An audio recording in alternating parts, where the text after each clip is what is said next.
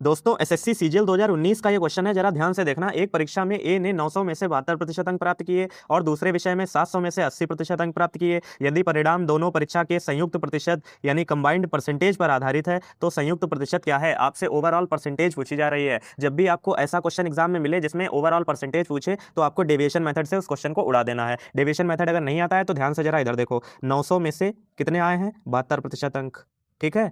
और 700 में से 80% अंक आए हैं, ठीक है।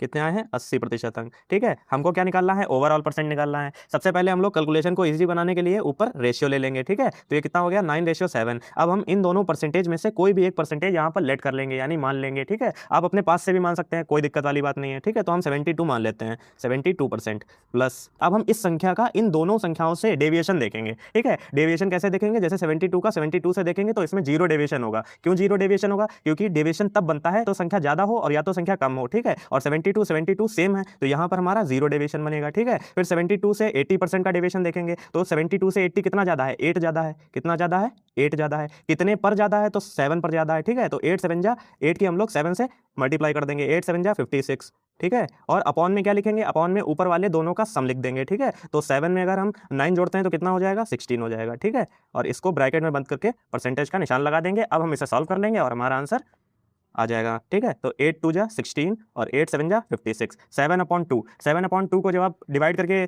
जो है सॉल्व करेंगे तो कितना आ जाएगा? 3.5 आ जाएगा, ठीक है। तो 3.5%, 3.5 को आप 72 में ऐड कर दो, कितना हो जाएगा? 75.5% हो जाएगा। ऑप्शन जरा देख लो तो 75.5 हमारा सी इज द करेक्ट आंसर। और सुनो, अभी जाना किसी को नहीं है, इसी के जैसा मैंने सेम क्वेश्चन कमेंट बॉक्स में पिन कर दिया है। उस क्वेश्चन को अभी ट्राई करो और आंसर कमेंट करो और अपने भाई की मेहनत के लिए एक लाइक कर देना और फॉलो कर लो ऐसे ही इंपॉर्टेंट पीवाईक्यूज के लिए। Thank you.